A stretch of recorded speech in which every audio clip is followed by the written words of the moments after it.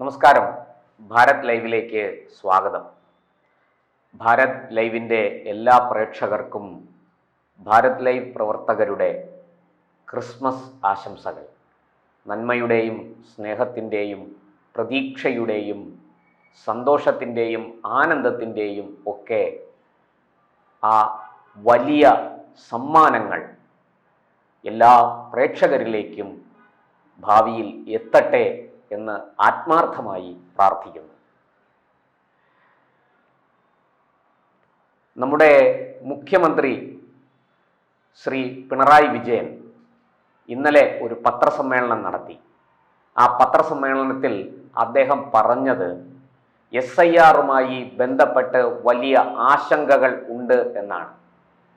അതായത് 24 ലക്ഷത്തിലധികം പേർക്ക് വോട്ടവകാശം നഷ്ടപ്പെട്ടിരിക്കുന്നു.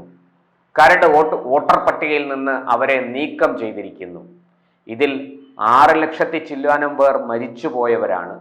8 ലക്ഷത്തിന് പുറത്ത് ആൾക്കാർ സ്ഥലം മാറിപ്പോയവരാണ്. പിന്നെ മറ്റു പല രീതിയിൽ വ്യാജ വോട്ടുകൾ, ഇരട്ടിപ്പുകൾ ഇതൊക്കെ ഉണ്ട്. ഇതെല്ലാം കഴിഞ്ഞ് ഒരു 6,24,000 പേരെ ആണ് കണ്ടെത്താൻ കഴിയാത്തത്. അതിന് 24 ലക്ഷം പേരുടെ കണക്കും പറഞ്ഞു വന്നിട്ട് ഇവർക്കെല്ലാം വോട്ടവകാശം നിഷേധിക്കപ്പെട്ടു എന്നാണ് മുഖ്യമന്ത്രി പറയുന്നത്. മരിച്ചുപോയവർ എങ്ങനെയാണ് വന്ന് വോട്ട് ചെയ്യുക എന്ന ചോദ്യം, ലളിതമായ ചോദ്യം ഇവിടെ ഉയരുന്നുണ്ട്. അതിന് ഉത്തരം പറയാൻ ദയവായി ബഹുമാനപ്പെട്ട മുഖ്യമന്ത്രി തയ്യാറാകണം. സ്ഥലം മാറിപ്പോയവർക്ക് മറ്റൊരു സ്ഥലത്ത് വോട്ടുണ്ട്.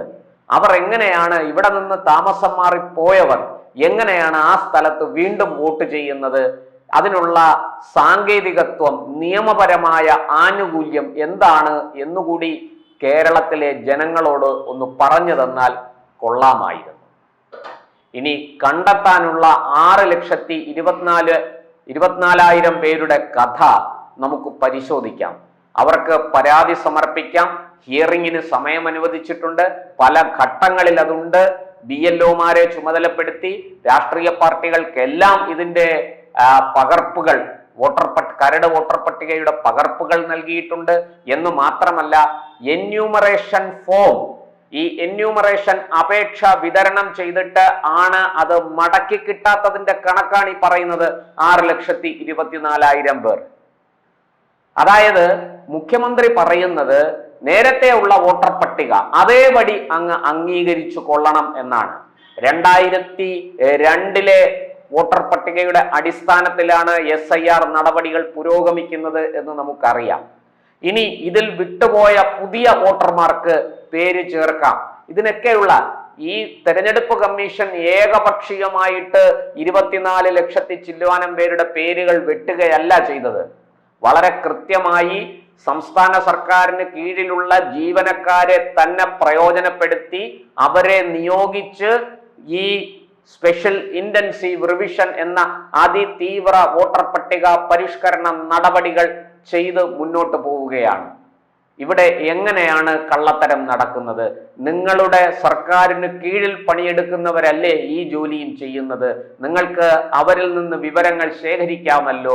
ഏതെങ്കിലും വിധത്തിലുള്ള മാൽ പ്രാക്ടീസ് തെരഞ്ഞെടുപ്പ് കമ്മീഷൻ നടത്തുമെങ്കിൽ അത് കണ്ടെത്താൻ വളരെ എളുപ്പമല്ലേ? പിന്നെ എന്തിനാണ് അങ്ങ് ഈ പുകമറ സൃഷ്ടിക്കുന്നത്? ഈ ചോദ്യമാണ് ഉയരുന്നത്. ഇത് ഒന്നാമത്തെ കാര്യം. രണ്ടാമത്തെ കാര്യം, അദ്ദേഹം പറയുന്നത് ഇവിടെ പൗരത്വം തെളിയിക്കാനുള്ള രേഖകളുമായിട്ട് എല്ലാവരും ഹാജരാകേണ്ടി വരും എന്നാണ്. തീർച്ചയായിട്ടും സംശയമുള്ള ആൾക്കാർ തെരഞ്ഞെടുപ്പ് കമ്മീഷന് ഈ പറയുന്നത് പോലെ ഏതെങ്കിലും വിധത്തിൽ ദുരൂഹതയുണ്ട്, സംശയമുണ്ട് എന്ന് തോന്നിയാൽ അവർ തീർച്ചയായിട്ടും അവർക്ക് അനുവദിക്കപ്പെട്ടിരിക്കുന്ന സമയത്ത് അവരുടെ തിരിച്ചറിയൽ രേഖകളുമായിട്ട് ഹാജരാകേണ്ടതാണ്. ഇതൊരു ജനാധിപത്യ സംവിധാനത്തിന്റെ ഭാഗമല്ലേ? അതിൻ്റെ നടപടിക്രമമല്ലേ? ഈ ഇന്ത്യൻ പൗരനല്ലാത്ത ഒരാളിന് വോട്ടവകാശം കൊടുക്കണമെന്നാണോ മുഖ്യമന്ത്രി പറയുന്നത്? അതിന് ഭരണഘടനയിൽ സാധുതയുണ്ടോ, അനുവദനീയമാണോ എന്ന ചോദ്യവും ഇവിടെ ഉയരുന്നില്ലേ? ഇതൊന്നും അറിയാത്തയാളാണോ മുഖ്യമന്ത്രി കസേരയിൽ ഇരിക്കുന്നത്? ഇനി ഈ പറഞ്ഞതുപോലെ തിരിച്ചറിയൽ രേഖകളുമായിട്ട് സംശയമുള്ളവരുടെ അടുക്കലാണ് ഇത്തരത്തിൽ കാര്യങ്ങൾ എത്തുന്നത്. അവർക്ക് തീർച്ചയായിട്ടും തെരഞ്ഞെടുപ്പ് കമ്മീഷൻ അനുവദിച്ചിരിക്കുന്ന സമയപരിധിക്കുള്ളിൽ നിശ്ചിത ആ അധികാരപ്പെട്ട ഉദ്യോഗസ്ഥരെ സമീപിച്ച് ഇതെല്ലാം ബോധ്യപ്പെടുത്താം.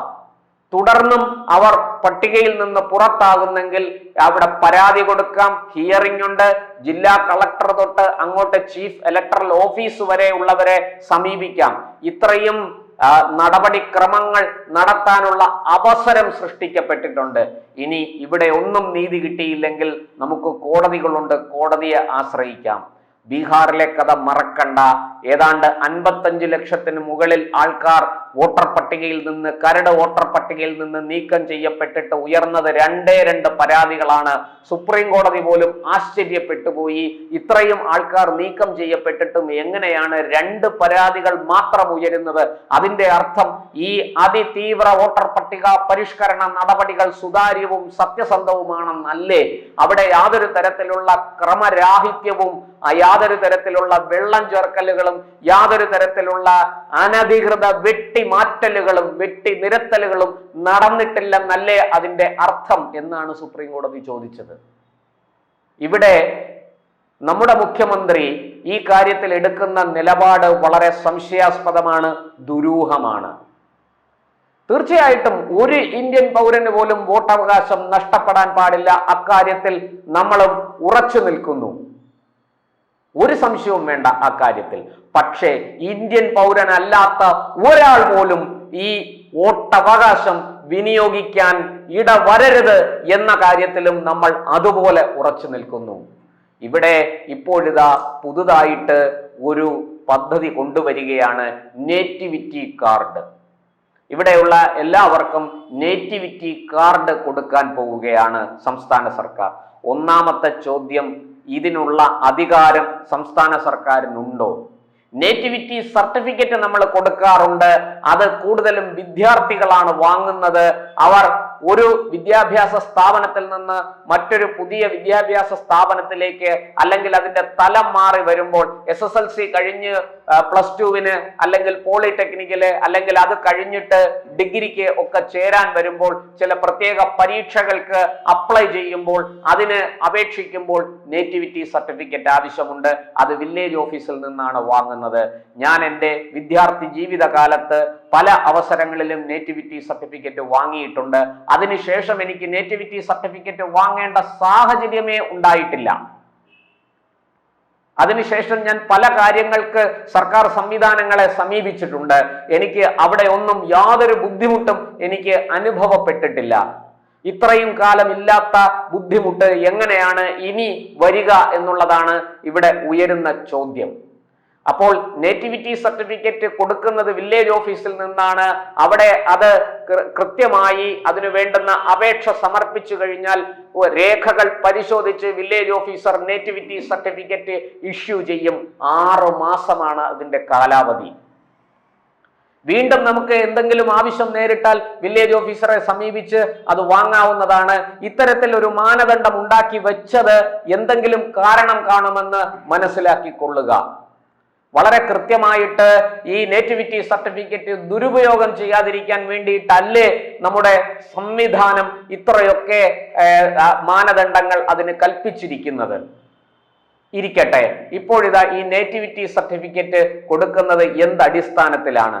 ഏതെങ്കിലും ഒരു ഇതര സംസ്ഥാന തൊഴിലാളി ദമ്പതികൾ ഇവിടെ വന്ന് താമസിക്കുന്നു, ജോലി ചെയ്യുന്നു, അവർക്കൊരു കുട്ടി ജനിക്കുന്നു. ആ കുട്ടി സ്വാഭാവികമായിട്ടും കേരളത്തിൽ ജനിച്ചതുകൊണ്ട്, ഇന്ത്യയിൽ ജനിച്ചതുകൊണ്ട് അത് ഇന്ത്യൻ പൗരനോ പൗരയോ തന്നെയാണ്. ഒരു സംശയവും അക്കാര്യത്തിലില്ല. പക്ഷെ ഈ കുട്ടിക്ക് ഇവിടെ നിന്ന് നേറ്റിവിറ്റി സർട്ടിഫിക്കറ്റ് കൊടുത്താൽ നമുക്ക് മനസ്സിലാകും അവർ ഇപ്പോൾ ഇവിടെ താമസിക്കുന്നു, ഇവിടെ ജനിച്ച കുട്ടിയാണ്, അതുകൊണ്ട് നേറ്റിവിറ്റി സർട്ടിഫിക്കറ്റ് കൊടുക്കണം. പക്ഷെ ഈ നേറ്റിവിറ്റി കാർഡ് ഇഷ്യൂ ചെയ്താൽ ഈ കുട്ടി നാളെ വളർന്നു വലുതായി മറ്റൊരു സ്ഥലത്തേക്ക് പഠിക്കാനോ ഉദ്യോഗാർത്ഥമോ പോയാൽ എന്താണ് ഈ നേറ്റിവിറ്റി കാർഡ് കൊണ്ട് ആ കുട്ടിക്ക് ഉണ്ടാകുന്ന ഗുണം, പ്രയോജനം? പോകുന്ന സ്ഥലത്ത് സ്ഥിരതാമസമാക്കിയാൽ ഈ നേറ്റിവിറ്റി കാർഡിന് പിന്നെ വല്ല സാധുതയുമുണ്ടോ? ഈ നേറ്റിവിറ്റി കാർഡ് മറ്റൊരാൾ ദുരുപയോഗം ചെയ്താൽ എന്തു ചെയ്യും? സർക്കാർ അതിനെ എങ്ങനെ തടയും? മുഖ്യമന്ത്രിയുടെ മറുപടി ഇക്കാര്യത്തിൽ പത്രപ്രവർത്തകർ വളരെ ബാലിശമായിട്ടാണ് മുഖ്യമന്ത്രിയോട് കാര്യങ്ങൾ ചോദിച്ചത് എന്ന് വ്യക്തമാണ് ഇന്നലത്തെ പത്രസമ്മേളനത്തിൽ. മുഖ്യമന്ത്രി ആ ചോദ്യങ്ങൾക്ക് പറഞ്ഞ മറുപടി അത് നിയമവകുപ്പും റവന്യൂ വകുപ്പും കൂടി ചർച്ച ചെയ്ത് തീരുമാനിക്കും. ഇത് നിയമവകുപ്പും റവന്യൂ വകുപ്പും മാത്രം ചർച്ച ചെയ്ത് തീരുമാനിക്കേണ്ട വിഷയമാണോ? ഇത് വളരെ കൃത്യമായിട്ട് ഒരാളിന് പൗരത്വം കൊടുക്കാനുള്ള അധികാരവും അവകാശവും കേന്ദ്ര സർക്കാരിൽ മാത്രം നിക്ഷിപ്തമാണെന്നിരിക്കെ അതിനുള്ള ഒരു രേഖ ഇവിടുന്ന് തയ്യാറാക്കി കൊടുക്കുന്നത് എത്ര ഗുരുതരമായ ഒരു കാര്യമാണ് എന്ന് ആലോചിച്ചു നോക്കുക. അപ്പോൾ ഇതിന്റെ പിന്നിൽ മറ്റെന്തൊക്കെയോ ഉദ്ദേശങ്ങളുണ്ട് എന്ന് ആരെങ്കിലും സംശയിച്ചാൽ അവരെ കുറ്റം പറയാൻ സാധിക്കുമോ? എന്തായാലും നേറ്റിവിറ്റി കാർഡുമായിട്ട് മുന്നോട്ട് പോകട്ടെ. ഇവിടെ നിയമവാഴ്ചയുള്ള ഒരു രാജ്യമാണ് ഭാരതം. അങ്ങനെ ആർക്കെങ്കിലും അത് എത്ര ഉന്നതനായാലും, ഇന്ത്യൻ പ്രധാനമന്ത്രി ആയാൽ പോലും, ഇന്ത്യൻ പ്രസിഡന്റ് ആയാൽ പോലും ഭരണഘടനയ്ക്ക് മുകളിൽ പറന്ന് ഇവിടെ അങ്ങ് എല്ലാം മാറ്റിമറിക്കാം എന്നാരെങ്കിലും കരുതുന്നുണ്ടെങ്കിൽ വലിയ തെറ്റാണത്, വലിയ അബദ്ധമാണത്. നിങ്ങൾക്ക് ഇന്ത്യൻ ഭരണഘടന എന്താണെന്ന് മനസ്സിലായിട്ടില്ല എന്നാണ് അതിൻ്റെ അർത്ഥം. എന്തായാലും നമുക്ക് കാത്തിരിക്കാം. നേറ്റിവിറ്റി കാർഡ് വരട്ടെ. അത് എത്രത്തോളം സക്സസ് ആകും, നടപ്പാകും എന്ന് കണ്ടു തന്നെ അറിയണം.